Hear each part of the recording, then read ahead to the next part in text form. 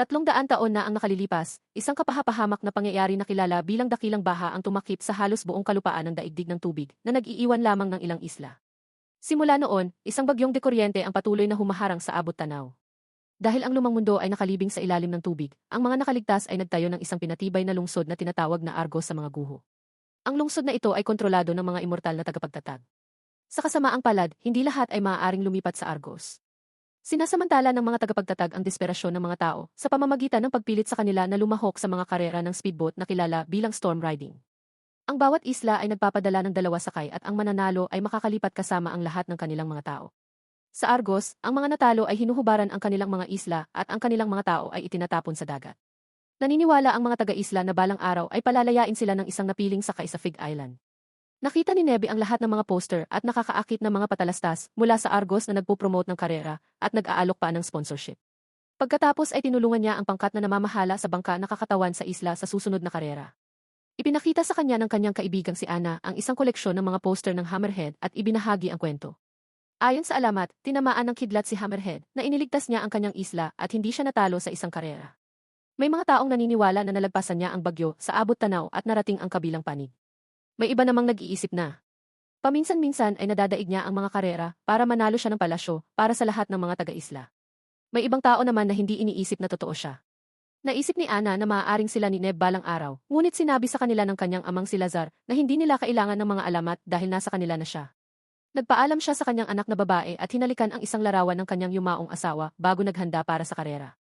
Ipinaalala sa kanya ng isa sa mga mekaniko na kapag nakarating na siya sa Neptune's Rock, magkakaroon na lamang siya ng 10 segundo para makaalis. Lumalabas na hindi kalahok si Lazar para manalo. Gusto niyang daanan ang bagyo para matuklasan ang katotohanan. Ipinakilala ng isang komentarista sa Argos ang mga siklista na tinatawag ang Fig Island na underdog bago tuluyang magsimula ang karera. Lahat ng mga sakay ay humawak ng kanilang mga bangka ng may kahanga-hangang kasanayan at isa sa kanila ay nagawa pang makasagap ng kidlat na nagbibigay ng malaking tulong at nagtulak sa bangkang iyon sa unang pwesto. Hindi sinasadyang natakpan ng Cape ng isa pang sakay ang kanyang paningin at naging dahilan upang siya ay bumangga sa isang bato. Nang sinubukan ng isang sakay na lampasan ang bangka sa unang pwesto, nabigo ang manyobra at nauwi rin ito sa pagbagsak. Sa sandaling magkaroon ng butas, iniwan ni Lazar ang karera at dinala ang bangka patungo sa bagyo sa abot tanaw. Sinabi ng komentarista na ito ang ikalimang insidente ngayong season. Binibilisan ni Lazar ang kanyang sarili at sinubukan ang kanyang makakaya upang maiwasan ang kidlat, ngunit sa kasamaang palad, natamaan pa rin ang bangka at sumabog ito. Umiiyak si Ana at nagmura sa Avenger Father habang nakikinig siya ng balita sa radyo. Inanunsyo ng komentarista na ang Fig Island ay ipinagbabawal na sa karera sa susunod na 10 taon. Pagkalipas ng ilang araw, gumawa si Neb ng isang presentasyon sa klase tungkol sa mga isla sa kabila ng abot tanaw na sinasabing nakatira doon ang mga titan. Sinaway siya ng kanyang guro at ipinaalala sa kanya na walang anumang bagay sa kabilang panig ng bagyo. Pagkatapos ay kinutya siya ng isang bata. Nang ipagtanggol siya ni Ana, pinagalitan din siya. Iginiit ni Neb na ang bagyo ay isang kasinungalingan na ginawa ng mga tagapagtatag at sinimulan siyang batuhin ng mga bagay ng kanyang mga kaklase. Pagkatapos ng klase, kinausap ng isang guro ang ama ni Neb na si Nicola at hinihiling na gumawa ng paraan tungkol sa pag-uugali ng kanyang anak. Nang gabing iyon, nakatayo si Neb sa ibabaw ng isang puno habang isang malakas na bagyo ang sumasakop sa kalangitan. Nagmakaawa si Ana na bumaba siya ngunit tumanggi siya. Bigla, isang kidlat ang tumama sa puno at si Neb ay bumagsak sa lupa na may usok na nagmumula sa kanya habang iniisip niyang maaari na siyang maging katulad ni Hammerhead. Sa isla ng mga CA, ang mga gwardiya ay naghari sa mga kalye upang simulan ang pagpapaalis dahil ang parehong mga sakay ng CA ay namatay sa karera. Isang mataas na opisyal ng Argos na kilala bilang Barones ang nagbabantay sa lahat habang marahas na itinutulak ng mga gwardiya ang mga lokal patungo sa mga bangka. Matapos mapalayas ang lahat, ang mga tagapagtatag ay nagpadala ng para simulan ang paghukay, naghahanap sila ng isang sangkap na tinatawag nilang elemento na sinasabing lumalaban sa kamatayan mismo. Sa Fig, si Nebe ay nakahiga pa rin sa kama, nagdurusa sa kanyang mga pinsala. Sa desperado na tulungan siya, nagpa siya ang kanyang lolo na si Dida na gawin ang isang bagay na isinumpa niyang hindi na niya ulitin. Gamit ang isang palakol, hiniwa niya ang sanga ng isang puno at tinipon ang asul na likido na lumalabas dito. Pagkatapos ay inilagay niya ang likidong ito sa mga mata ni Neb na naging dahilan upang magkaroon siya ng pangitain ni Hammerhead na naglalayag sa bagyo. Naging magulo rin ang mga mata ni Neb. Nang matapos ang paghukay, ipinaalam ng Barones sa mga tagapagtatag na wala silang nakitang anuman. Lumabas na ang elemento ay ang asul na likido. Gamit na at mayroon na lamang silang 1 dekada na natitira sa reserba. Isinaalang-alang ng mga tagapagtatag na sakupin ang lahat ng natitirang mga isla sa pamamagitan ng puwersa, Ngunit itinuro ng Barones na kung ang lahat ng mga taga-isla ay mas marami kaysa sa hukbo ng Argus, sa palagay niya ay panahon na para tanggapin ang kanilang kapalaran at ginamit ang ekspresyong mas mataba, na nangangahulugang ang mabuti at masamang bagay ay kinakailangan sa buhay. Hindi sumang-ayon si Pinuno Taurus at sinabing siya ang gumagawa ng sarili niyang kapalaran. Pinagsabihan din niya ito sa paggamit ng ekspresyong iyon dahil ginamit ito ng kilalang magnanakaw na si Psychos. Nagpasya si Taurus na dapat nilang dagdagan ang mga karera upang mas mabilis na maubos ang mga isla at maiwasan ang anumang mga insidente. Maya-maya, sa wakas ay umalis si Neb sa kama at itinuro ang. Sa bintana, nakita niya si Hammerhead sa isang mahiwagang tunel. Hindi maintindihan ni Neb ang kanyang mga pangitain na kadalasang dumarating ng walang babala. Niyakap siya ni Dida upang aliwin. Samantala, isang grupo ng mga gwardiya ang sumisid at nakakita ng isang lumubog na barko. Ipinaalam nila kay Taras na natagpuan nila ang mga labi ni Sikus sa Bay of Gaia, kaya nagpadala si Taurus ng mga sundalo sa mga isla sa lugar na iyon, umaasang naroon pa rin siya. Kasabay nito, binalaan ni Dida si Nicola na nakita niya ang watawat ng Barones sa baybayin na nangangahulugang pupunta siya para sa death. Mabilis na kumalat ang mga chismis tungkol sa mga labi, kaya sumakay sina Ana at Neb ng bangka papunta sa Bay of Gaia, kahit na palaging ipinagbabawal ni Dida ang kanyang apo na pumunta doon. Matapos humanga sa isang kamanghamanghang estatwa, tumingin sila sa ilalim ng tubig at nakita ang mga gwardya na iniinspeksyon ang mga labi. Nang subukang umalis ang mga bata, hinuli sila ng isang gwardya at dinala sila sa Barones. Habang nagkukunwari ang dalawa na natuyo ang kanilang bangka at naligaw, naamoy ng isang sundalo ang buhok ni Ana at napagpasyahan na sila ay mula sa Fig. Ipinaliwanag ng Barones na hinahanap niya ang isang batang lalaki na naantig ng bagyo habang tinitingnan niya ang mga mata ni Neb. Pagkatapos ay pumayag siyang iuwi ang mga bata at sinabi sa kanila kung gaano kaganda ang buhay sa Argos. Sinabi rin niya na ang mga naantig ng bagyo ay nakakakita sa mga bitak ng panahon sa kanilang sariling mga kapalaran. Binigyan ng Barones si Ana ng kompas na ipinaliwanag ang pagpapaamo. Ang iyong sariling mga takot ay may malaking epekto. Nang ihatid ng Barones ang mga bata sa Fig, sinabi niya na si Neb ay isang mangangabayo at hindi isang batang magsasaka, kaya may sponsor na maghihintay sa kanya kapag lumaki na siya. Pagkatapos, sinabi ni Dita sa mga bata na itinanim niya ang kanyang puno noong araw na ipinanganak si Neb at doon matatagpuan si Sykes, ang huling titan, kaya mayroon silang espesyal na ugnayan. Sa Argos, nakilala ni Taras ang kanyang siyentipiko na natapos na ang pagkopya ng isang susi. Isinuot niya ito sa kanyang pulso at ginamit ito upang paganahin ang isang makina ng malayuan, sinasabing magdadala siya ng mas malaking bagyo. Bumukas ang mga ilaw ng ilang segundo bago nawala ng koneksyon ang makina at namatay. Naghagis ang galit na Taurus. Ang mga siyentipiko ay bumaba sa Tor.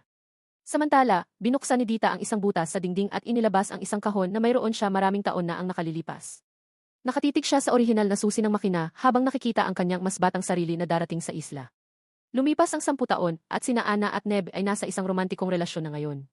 Araw-araw na hinaharap ni Neb ang kanyang mga pangitain, ngunit hindi pa rin niya alam ang ibig sabihin ng mga ito. Sinabi niya kay Ana na ang isang pangitain ay siya, kay Gaia na nakasuot ng pulang damit, kaya sumagot siya sa pamamagitan ng pagbulong ng isang pangako sa kanyang tainga. Dahil ngayong taon ay natapos na ang pagbabawal, nagsasanay si Ana upang sumali sa karera. Inamin ni Neb na natatakot siyang mawala siya at tinanong siya ni Dida kung ano ang nakita niya sa kanyang mga pangitain. Pero tumanggi si Neb na sumagot. Nang gabing iyon, nakita ni Neb si Ana na sumasakay sa bagyo upang ipaghiganti ang kanyang ama na siyang pumatay sa kanya. Isang desperadong si Neb ang sumubok na bumalik sa puno habang may bagyo, ngunit pinigilan siya ni Dita. Isang umaga, bumalik ang Barones kay Fig at dumura si Dida sa sahig nang makita niya ito. Iginiit niya na hindi dapat sumakay si Neb, ngunit naisip ng Barones na desisyon ito ni Neb at binigyan siya ng 1 taon upang magdesisyon kung gusto niya ang kanyang sponsorship. Sa huli, nagpasya si Neb na sumali sa karera para lamang protektahan si Ana at tinulungan siya ni Nicola na magtrabaho sa bangka. Samantala, lahat ng mga taong pinalaya sa kanilang mga isla at nakaligtas ay naninirahan na ngayon sa dagat na walang lupa. Ang kanilang mga anak ay ipinanganak sa mga bangka at hindi pa nakatapak sa aktwal na lupa. Nakikita lamang nila habang ang mga makina ay patuloy na naglalakbay mula sa isang isla patungo sa isa pa, sinisira ang lupain ng walang nakitang anuman. Pagkatapos ng ilang buwan ng paghahanda, lahat ng napiling sakay ay pinayagang pumasok sa Argos para sa isang oryentasyon ni Larry. Ipinaalala sa kanila ang mga patakaran at ang katotohanang hindi gagana ang mga kompas malapit sa bagyo, bukod pa sa lalaban sila sa inertsya. Pagkatapos ng pagpupulong, hinikayat ni Ana si Neb na sumama sa kanya sa pagsakay papunta sa bagyo at naghalikan sila upang selyuhan ang kanilang pangako. Kasabay nito, pumili si Taras ng isang makapangyarihang mandirigma upang maging isang bombhead na siyang pangalan ng mga mangangabayo na pumapatay para sa mga tagapagtatag sa mga karera. Sinabi ni Harry sa kanya na magsimula sa mga mangangabayo mula sa Fig. Sa hapon, nagsimula na ang karera. Sabik na sabik sina Ana at Neb na linisin ang pangalan ng kanilang isla, kaya agad nilang nakuha ang unang pwesto. Sa unang ilang minuto, normal ang takbo ng karera, ngunit di nagtagal ay iginya ni Bombhead ang kanyang bangka patungo sa barko ng kalaban at sinira ito. Nagpatuloy muli ang karera ng normal sa loob ng ilang sandali at nanatili si Ana sa unang pwesto. Nang marating nila ang huling bahagi, umatake muli si Bombhead, ngunit hindi naabutan si Ana dahil mabilis ang kanyang paggalaw at nauwi ito sa pagsira ng ibang bangka. Nang makakita si Ana ng butas, umalis siya sa karera at nagsimulang sumakay patungo sa bagyo. Pareho. Agad na sinundan siya ni Neb at Bombhead at habang papalapit sila sa bagyo, nakakagulat na sumama sa kanila si Hammerhead. Biglang tumama ang kidlat sa bangka ni Hammerhead at nawala siya dahil isa siyang pangitain na tanging si Neb lang ang nakakakita. Masyadong papalapit si Ana sa bagyo, kaya bumili si Bombhead at bumangga sa bangka nito. Nahuli na nang mawala ng malay si Neb at labis na nalungkot nang makitang nalulunod ang kanyang kasintahan. Tumalon siya sa tubig at nagsimulang lumangway patungo sa kanya, ngunit nilagpasan siya ni Bombhead para salubungin. Sa loob ng ilang segundo, lumutang si Neb nang walang kontrol habang nakikita ang pangitain ni Ana na nakasuot ng pulang damit. Kasabay nito, takot na takot si Taurus na makakita ng pangitain. Si Hammerhead ang lumilitaw sa tabi niya. Pagkatapos ng karera, itinapon si Neb sa isang selda na puno ng kalungkutan at pagkakasala. Nabalian siya sa sahig at hindi niya maiba ang kanyang mga pangitain sa kanyang mga alaala. Binisita ni Larry si Neb at ibinahagi na noong bata pa siya ay pumayag siyang maging Bombhead, ngunit misteryoso rin niyang sinabi na hindi kailanman kailangan ng kanyang mga tao na iligtas. Pagkatapos ay nakipagkita si Neb sa Baroness na nagkwento sa kanya. Maraming taon na ang nakalilipas, matapos malunod ang mundo, ginalugad ng mga miyembro ng Operation Titan ang mga karagatan upang maghanap ng pag-asa para sa buhay. Sa kalaunan, natagpuan nila ang arkipelagong ito kung saan naniniwala ang mga taga-isla na sila ay protektado ng dugo ng diyosa na si Gaia. Pinalitan ito ng pangalan ng mga tagapagtatag ng elemento at natagpuan ito bilang Argos, isang lugar kung saan maaari nilang abusuhin ang elemento upang maging immortal. Kinuha ni Karas ang teknolohiyang dapat sana ay protektahan ang isang nanganganib na kapaligiran at sa halip ay ginamit ito upang lumikha ng bagyo na nagpapanatili sa mga isla na nakakulong. Pagkatapos ay nagsimula siyang maghukay upang magkaroon ng walang katapusang dami ng elemento para sa kanyang sarili kaya ang mga isla ay nadurog at naubos. Napagod si Sikus dito at ninakaw ang susi bago tumakas. Hindi niya makatawid sa bagyo at napunta sa Fig kung saan niya inangkop ang pangalang Dida at nagsimula ng isang bagong buhay. Pagkatapos ng kwento, ibinigay ng Baroness kay Neb ang kompas na nakuha niya mula sa katawan ni Ana at pinauwi siya sa Fig. Hinarap ni Neb si Dita, sinisigawan siya para sa lahat ng kasinungalingan. Sinabi ni Dida na ginawa niya ito upang protektahan siya, ngunit hindi nakinig si Neb. Kalaunan, ibinaon ni Nebi ang isang puno sa pangalan ni Ana. Pagkatapos ay kinausap niya si Nicola na nagpaliwanag na madalas mawala si Dida, ngunit hindi niya ito sinasabihan ng kahit ano. Ang itinuro sa kanya ni Dida ay kung paano maging bahagi ng bagyo. Sa gitna nito, mayroong isang sumasayaw na kalansing na di umano ay maaaring magdala ng sinumang tao sa kabilang panig, ngunit hindi ito nahuli ni Nicola dahil sa kanyang mga pangitain. Inisip ni Neb na nahuli ito ni Hammerhead at gusto rin niyang subukan. Sinabi ni Nicola sa kanyang ama na handa na si Neb, kaya ibinigay sa kanya ni Dida ang susi at itinuro sa kanya ang tungkol sa pariralang Amor Fati. Bago umalis, kinuha ni Neb ang puno ni Ana. Samantala, binalaan ng Baroness si Taris na bumababa ang produksyon ng pananim at ang gutom ay nag-uudyok ng revolusyon. Naayos na niya ito, ngunit hindi natuwa si Taurus na sinisira niya ang kanyang otoridad. Sa Argos, naghihintay si Neb para sa susunod na karera habang nilalaro ang susi para lamang mapagtanto na ito ay isang kompas din na nakaturo sa templo ng mga tagapagtatag. Habang iniisip ang mga posibleng plano, napansin ni Neb na nakatitig sa kanya si Tara. Maya-maya, tinulungan ni Nurse Maya si Tara na makainom ng panibagong dosis ng elemento. Sinubukan ni Taurus na maging palakaibigan sa kanya at hiniling sa kanya na bantayan si Neb pansamantala. Tanong ni Nebi. Para maturuan siya kung paano manghuli ng kidlat, magkasama silang sumakay ng bangka at ginabayan ni Larry si Neb kung paano gamitin ang bilis ng naaayon. Biglang nagkaroon ng pangitain si Neb na mabangga ang kanyang bangka sa mga ulo ng bomba, ngunit buti na lang at nabigla siya sa pagbangon nito sa tamang oras upang maiwasan ang pagbangga sa katotohanan. Sinabi sa kanya ni Larry na kailangan niyang pakalmahin ang kanyang takot o hindi siya kailanman mananalo. Pagbalik ni Neb sa lungsod, tiningnan ni Maya ang kanyang mga lumang peklat. Habang nag-uusap sila, kaswal na ibinahagi ni Neb na ang babaeng mahal niya ay nasa isang puno sa kanyang silid. Dinala siya ni Maya sa templo at hiniling sa pari na tulungan siya sa kanyang mga pinsala, ngunit tumanggi sila dahil naniniwala silang siya ang makakalusot sa bagyo. Napansin ni Nebi ang isang kumpol ng mga halaman na para sa elemento at nagpa siyang umalis. Mamaya sa kalye, nakita ni Nebi ang pulang damit mula sa kanyang mga pangitain sa isang tindahan. Sa sandaling iyon, nabangga niya si Bombhead at galit na hinawakan ito sa isang kamiseta, sabik na maghiganti. Gayunpaman, sinabi ni Bombhead na maaari lamang silang maglaban sa karera at tumakbo palayo. Agad siyang sinundan ni Neb at ang habulan ay nagtulak sa kanila na tumakbo sa buong lungsod hanggang sa tumalon sila sa tubig. Lumangoy ang mga lalaki patungo sa pinakamalapit na baybayin at tumalon si Neb sa Bombhead, humihingi ng paliwanag.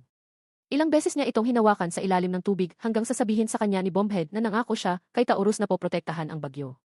Hinayaan siyang mabuhay ni Neb at nanumpa na tatalunin siya sa karera. Samantala, ikinuwento ni Maya kay Taurus ang tungkol sa puno ni Neb at na nagtatago si Sikus sa fig sa kanyang silid. Nagiging desperado na si Neb na makamit ang kanyang tagumpay. Matapos magkaroon ng isa pang pangitain kay Ana, pinutol niya ang puno nito upang ma-access ang elemento. Pagkatapos ay binisita niya si Larry upang humingi ng tulong sa isang plano. Kinabukasan, nagsimula na ang susunod na karera. Hindi nag-aksaya ng oras si Bombhead at bumangga sa bangka ni Neb para lang kutyain siya, ngunit nanatiling kalmado ang lahat sa unang bahagi ng karera. Nasa pangalawang pwesto na si Neb nang makarating sila sa pangalawang bahagi at inakala ni Taurus na susubukan niyang pumunta sa bagyo, ngunit walang nangyari. Bumilis si Bombhead at kumuha ng shortcut para makahabol. Nebraska nang sa wakas ay malapit na ang mga kidlat, iginya ni Neb ang kanyang bangka upang maabutan ang mga ito sa tamang oras. Ang tulong ay nagtulak sa kanya sa unahan at nakuha niya ang unang pwesto sa loob lamang ng ilang minuto. Nanalo siya sa karera. Sa gulat ng lahat, biglang inikot ni Neb ang bangka at naglayag patungo kay Bombhead na tumangging gumalaw. Sa huling segundo, tumalon si Neb mula sa kanyang bangka kaya si Bombhead lamang ang namatay at ang nagresultang pagsabog ay bumagsak. Walang nakakita kay Neb na tumalon kaya ipinapalagay na patay na rin siya. Inanunsyo ng komentarista na ang mga Fig Islander ay hindi papayagang pumunta sa Argos bilang parusa sa mga ginawa ni Neb. Samantala, ginawa ni Taurus ang kanya. Pinaligiran ng Barones, pinagalitan siya dahil sa hindi niya sinabi sa kanya na si Psychos ay nasa Fig. Di nagtagal, inanunsyo ng radyo na pupunta ang hukbo sa Fig upang hanapin ang magnanakaw. Sa ilalim ng tubig, nakilala ni Neb si Larry na nagbigay sa kanya ng kagamitan sa pagsisid. Kasunod ng kompas, lumangway si Neb patungo sa templo at gumamit ng isang nakatagong tunel sa ilalim ng tubig upang makapasok. Laking gulat niya nang matuklasan na lahat ng mga pari ay natumba na. Lumabas na ang Barones at ang kanyang mga tauhan ang unang dumating at inalagaan sila. Nang tanungin ni Neb kung sino ang Hammerhead, tinanggal ng Barones ang kanyang mga contact lens at isiniwalat na mayroon din siyang mga pangitain. Ginabayan niya si Neb sa sarili niyang pangitain upang sa wakas ay makita niya. Makita ang katotohanan, siya ang Hammerhead sa simula pa lang. Ipinakita ng mga pangitain kay Neb ang hinaharap kaya ikinalat ni Nadida at Barones ang mga kwento hanggang sa handa na siyang tanggapin ang kanyang kapalaran. Dala ang bangka at kagamitang inihanda ni Larry, nilisan ni Neb ang templo gamit ang kanyang bagong pagkakakilanlan. Nang bumalik ang Barones sa pangunahing silid, natuklasan niya na pinatay na ni Taurus ang lahat ng iba pang mga tagapagtatag. Nagkaroon ng pagtatalo, ngunit nagambala si Taurus nang makita niya si Hammerhead na naglalayag palayo. Di nagtagal, nagtipon ang mga tao sa mga pader ng lungsod upang magsaya para sa maalamat na bayani, ngunit nangangahulugan din ito na si Bombhead at iba pang mga sundalo ay nagsimulang habulin siya kapag sapat na ang lapit ng kalaban. Nakuna ni Hammerhead ng kidlat ang kanyang bangka at ginamit ang mga pagbabago ni Larry upang bumaril pabalik na sumira sa lahat ng barko ng kanyang kalaban sa isang atake lamang. Kasabay nito, nagpaputok ang hukbo upang simulan ang pagsira sa Fig Island. Pinanood ni Dida ang pagkawasak habang binubulong niya si Amor Fati. Samantala, nagawa ni Hammerhead na makapasok sa bagyo at nasalo ang anumang kidlat na lumalapit ng masyadong malapit. Wala ni isang kidlat ang nakapagpahinto sa kanya at di nagtagal ay nakarating siya sa kabilang panig. Nakita ito ni Tara sa radar at napagtanto niyang tapos na ang kanyang paghahari. Sa kabilang panig, natagpuan ni Hammerhead ang isang malaking isla at isang gusali na may makinang lumilikha ng bagyo gamit ang orihinal. Pinatay niya ang aparato at sa wakas ay nawala ang bagyo pagkatapos ng maraming taon ng takot habang nagdiriwang ang mga mamamayan sa buong Argos. Sinabi ni Tara ang isang mas mataba bago tumalon upang tanggalin ang sarili. Hinangaan ni Hammerhead ang malinis na kalangitan at naalala ang pangako ni Ana na isusuot niya ang damit pagkatapos mawala ang bagyo. Bago umalis, inihagis niya ang likido mula sa kanyang puno sa tuyong lupa upang gisingin itong muli. Isiniwalat ng isang flashback na nakuha ng Barones ang katawan ni Ana mula sa dagat at binuhay siya muli gamit ang elemento. Pumunta si Hammerhead sa baybayin ng Gaya at nakita niya si Ana na naghihintay sa kanya suot ang pulang damit. Siguraduhin mag-subscribe at i-on ang mga notification para makapanood ka pa ng mga video na tulad nito. Salamat sa panonood!